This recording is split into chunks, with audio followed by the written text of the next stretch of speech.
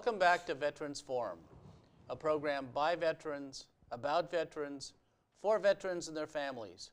I'm your co-host, Bob West, with Ray Chattery and Jerry Devlin. Our goal is to provide important information on legislation, benefits, support, and programs important to you and your family by interviewing leaders in our community. Jerry, who do we have with us today? We're really very fortunate tonight to have with us John Patterson, who's the President Department of Maryland, Commander of the Disabled Veterans. And all these veterans organizations that we have, there always are people who run them, who do all the work, and while the others sit in the bar and criticize.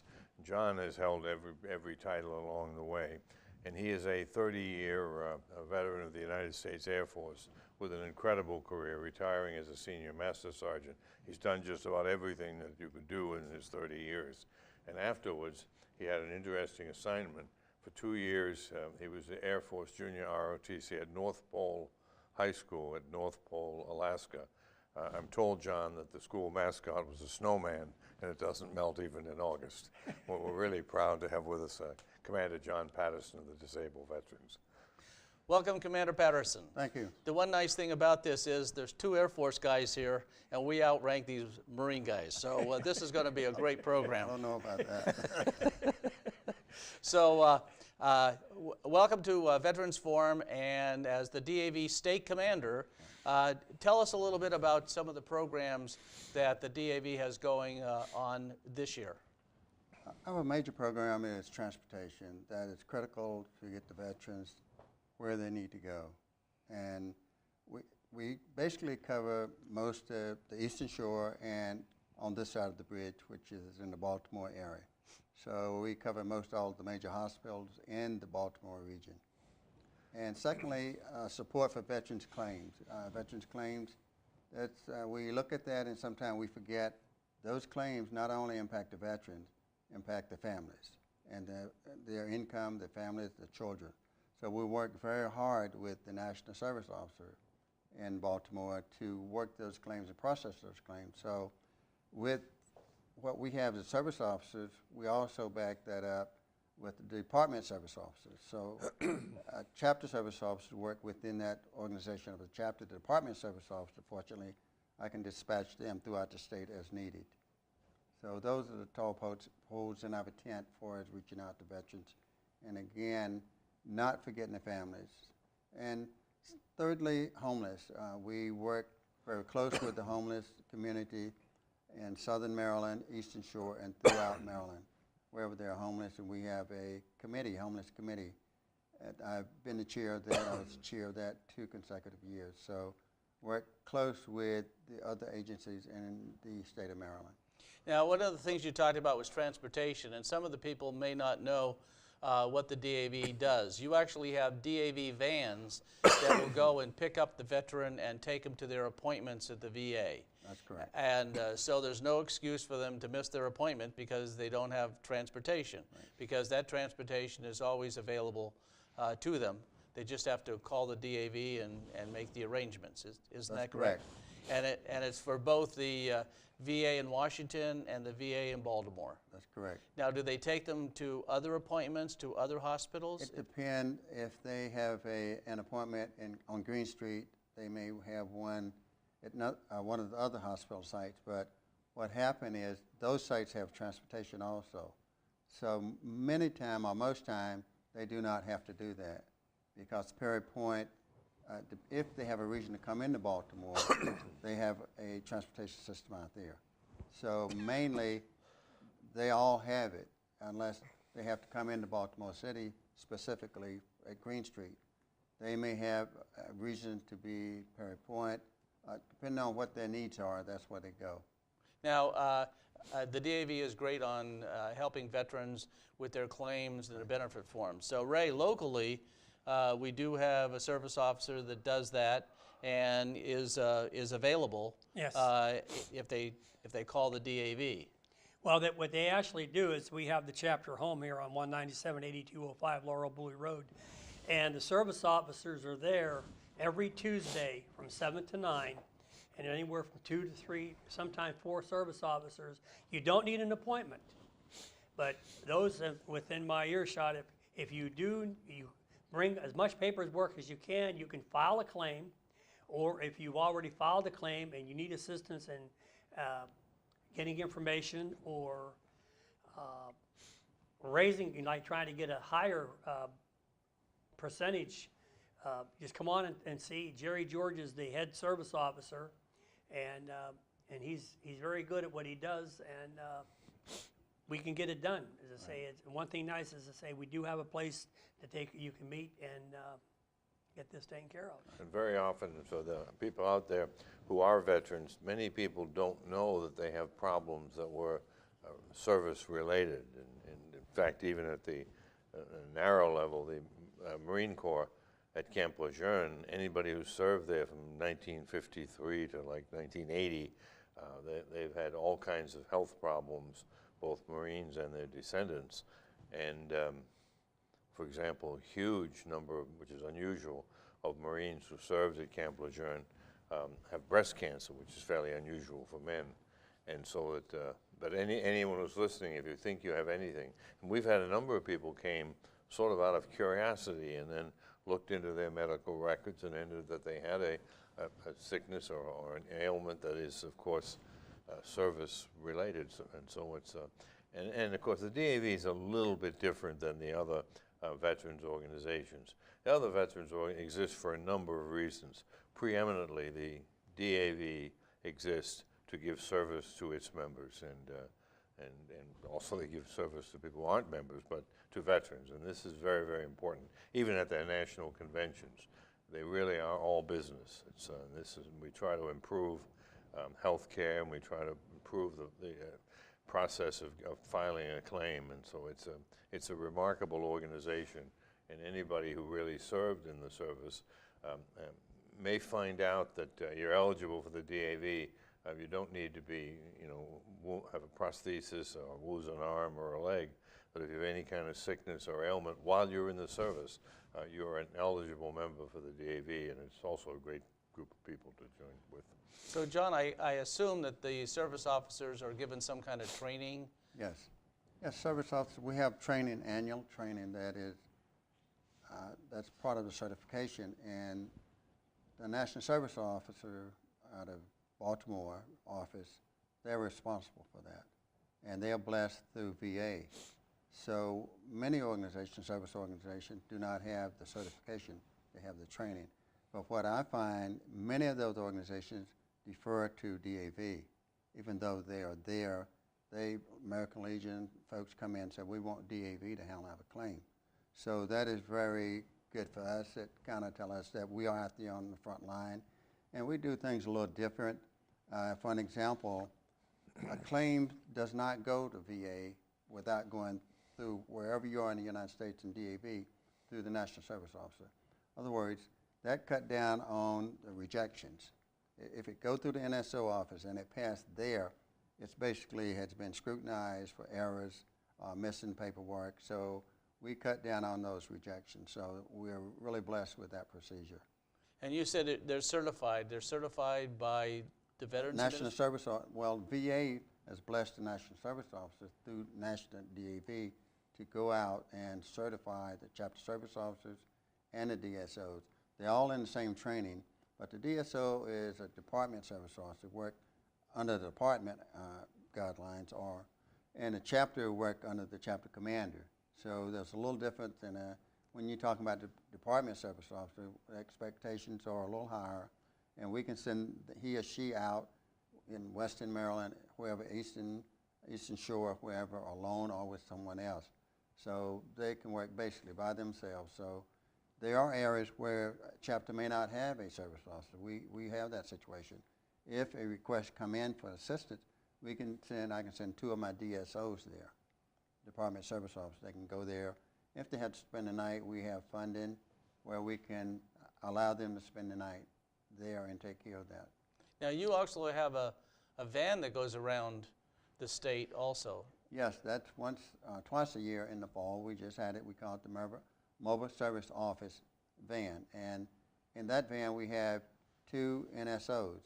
And we can augment that as needed. But normally, typically, we in the state of Maryland hit about 9 different locations. And you typically have 2 National Service Officers working inside. Then we have the chapter service officers outside screening, doing the preliminary, making sure that they find out what they need. So when they get inside, the National Service Officer does not have to go through these questions we've already answered and wrote up a basic brief of what the person needs. So he can immediately access the computer.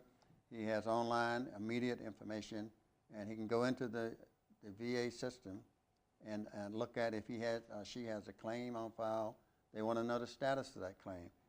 The National Service Officer can access that immediately and give them that information. So it's basically normally, I would say, 10 minutes to 15 minutes at the most. Most questions are asked. So, like I said, we went from the Eastern Shore. We go there, mainly on this side this year. In spring, we'll probably hit the places on the Eastern Shore. That include the college. They have a college, we go over there. And we did that also, a college in Baltimore. So a junior college we set up there. And amazing, it was only for veterans at the college. And they get notified. They get notified about Veteran Affairs. They send out a letter to each one of those people, regardless of where we are. When that van is out, they will have a notice. Occasionally, a friend tells a friend and they show up. And what I encourage is, a chapter, if you know the van is coming to your location, use the free media. Notify your local newspaper, let them know, or radio, whatever it is, let them know so we can cover more veterans. And that's what we're working on now, to expand that. In addition to, I'm trying to get those folks in that are veterans, service-connected, but they have never filed a claim for it. They are going to VA, they're getting treated, and like I like to tell them, you can also get compensated for that, and that's what we are working on, to get that information out so that those folks can come in, and that's how we get members in chapters also. Well, and it's not only for the veterans, but also veterans' families. Families also, the veteran widow, she or he could be either one that has a deceased member. They can come in and get information on what they need to do if they are authorized any type of compensation. So we work that for children, regardless what the case is. They come in, if they are qualified, authorized, we can help them with their claim. On the 23rd of September, the mobile service van was at the chapter home there in Bowie, and they saw 48 veterans, and was from 3 to 9. And as I say, there again, they don't leave at 3 o'clock in the afternoon if there's veterans to be served. And I think they didn't leave until about 4:30. And as I say, it's really good. And then they'll be back in the spring. I think they hit Right. Chapter 7 twice a year. Right. And they send out a letter to all the veterans to let them know where the mobile service vans are. And there's normally, they have 6 different places that are local, so that if they can't go to one, they can go to the other and get service.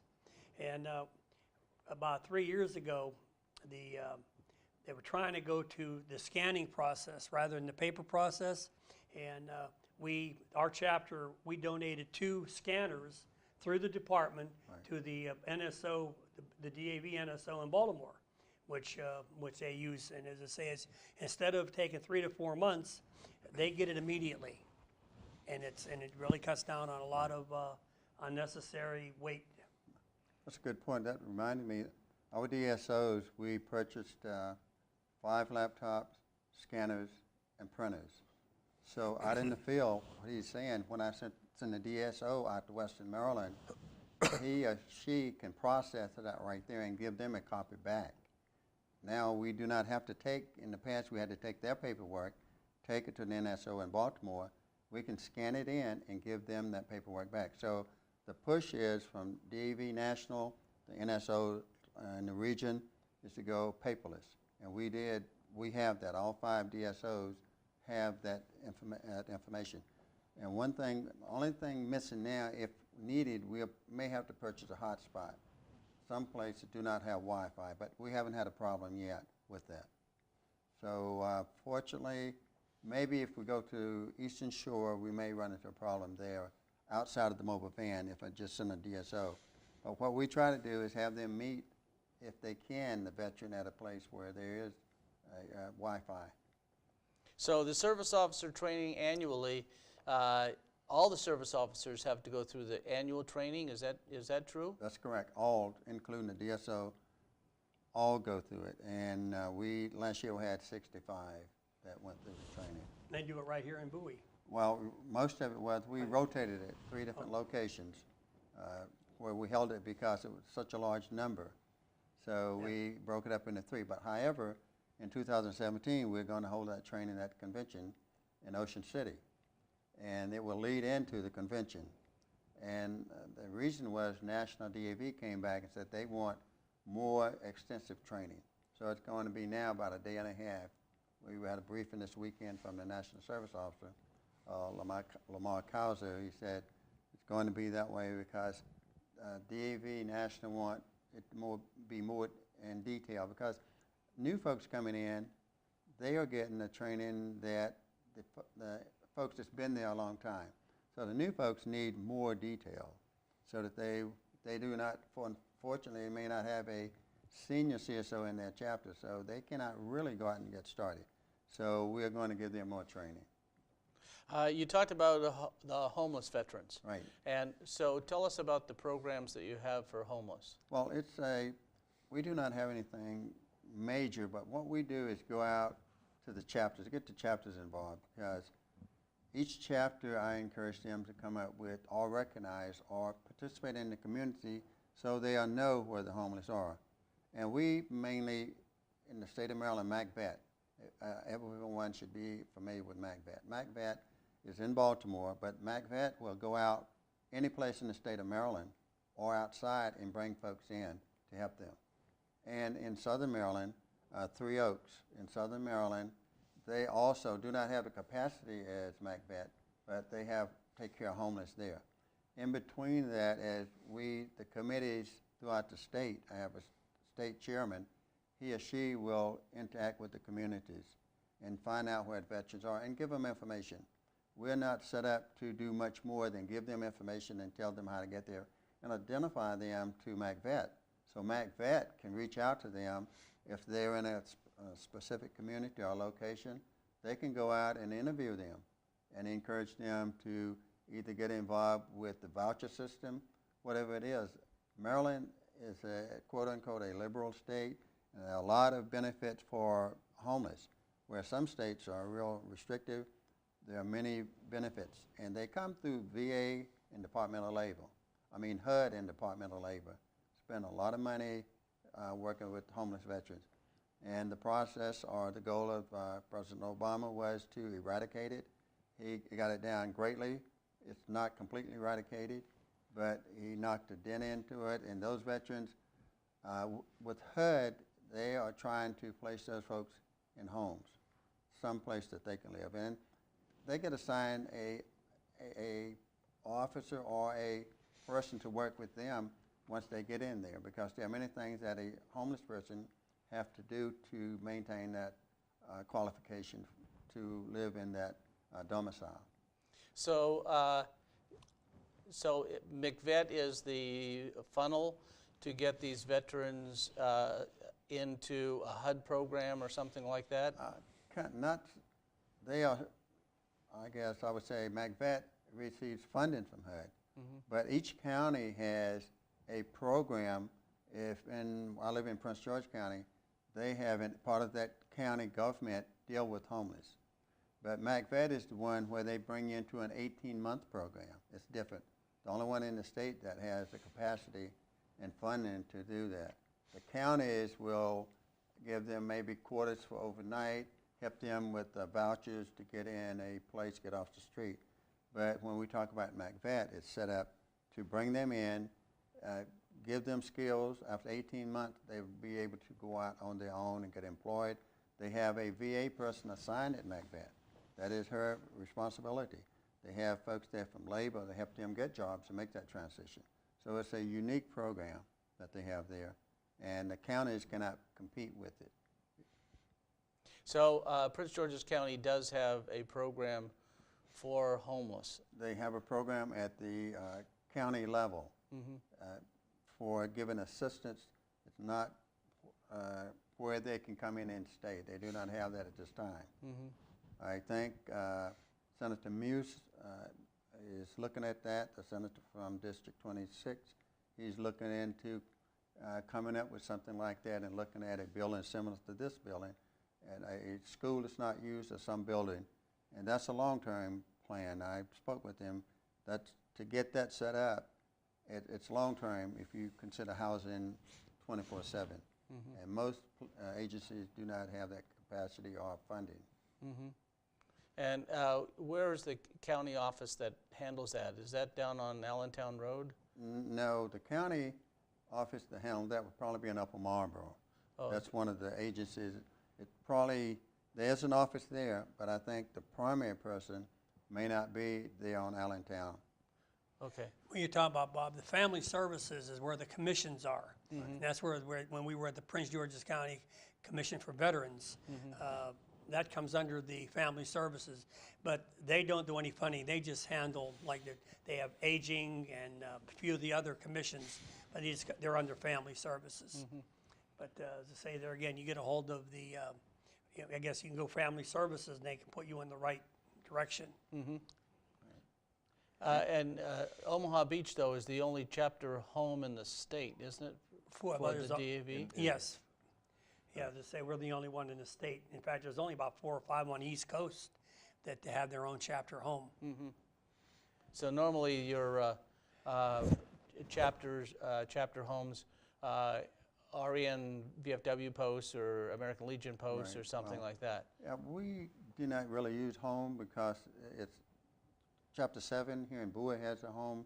Rest of them, it's a good term, but it confused the populace. When you say home, they're looking for to come in maybe where you have a bar or other things, there's food.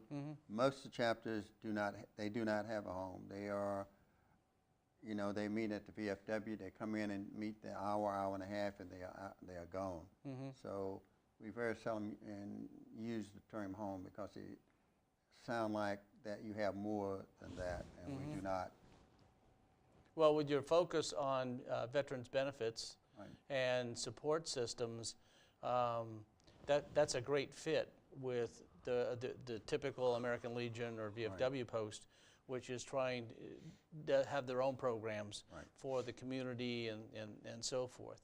But see, many of the veterans, like myself and these gentlemen here, we remember probably 3 or 4 of those veteran service organizations. So if you're meeting at a VFW, it's not like you're meeting in an alien location because you're a VFW member. If I go to a Legion, I'm a member of the American Legion, Vietnam Veterans of America. So many of the folks that we see at these different venues are member of DAV.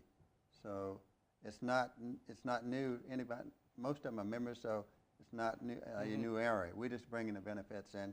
Fortunately, we have the reputation as in the state of Maryland, and I think throughout the United States, giving good service and supporting veterans and their families, and that means a lot to us because they seek us out and say, well, you know, I have a claim that I need you to look at. Well, they, for an example, say, well, you know, I'm VFW, but I want DAV to look at my claim. Well, and one of the things is, and we've been talking about this on all of our programs, it's important for veterans and their families to actually come out and seek out what's available to them. All too often, you know, they suffer in silence because they don't know what to do. And if they would just come out to the American Legion, the DAV, or wherever, so that they can get their issues resolved, but they have to be active enough to come out and see what's going on. Yes and no. That's why we have the Department of Service Officers. They can go to an area if they know that need is there. 2 things I like to follow up on is DAVA. We do not want to forget our auxiliaries. They serve a same purpose. They are out there to help veterans. They support the chapters, and they are strongly out there supporting veterans. Most chapters, or many of them, still have DAV auxiliaries, and we work together, try to work seamless together. We support them, they support us with our issues. And secondly, the 29th, this Saturday coming in Southern Maryland in Chapter 26, they have a annual event where they bring in the National Service Officer out of Baltimore, other DSOs. They have a full day of presentations. It's like a stand-down. It basically is a major stand-down where they work claims. They have the VA there. They have all the other organizations there. And out of Secretary Owen's office, he'll have representation there. So it's a major event that will take place this Saturday, the 29th, down at Chapter 26, which is in the California and Maryland area. But that's a good location because they probably will not be down much further, but they'll be in that area. And anyone need additional information can go on the department website. They can go www.davofmd.org, and the information is there also. Yeah, we want to let them know that they can always stop by our DAV and find out what's happening throughout the state. It's kind of hard to believe, but our 30 minutes are up, and I want to thank Commander Patterson for spending a few minutes with us and telling us about the great benefits available to you through the Disabled American Veterans Organization in the state of Maryland. So now we ask you to stop by, get active, drop by the American Legion on Old Laurel Bowie Road or the DAV on Route 197. Find out about the benefits that are available to you and your family. If you have a hesitant veteran and you're the family member, you stop by and you can find out. We're anxious to talk to you and fill you in about all the benefits and activities available to you here in Bowie. And thanks again for watching Veterans Forum.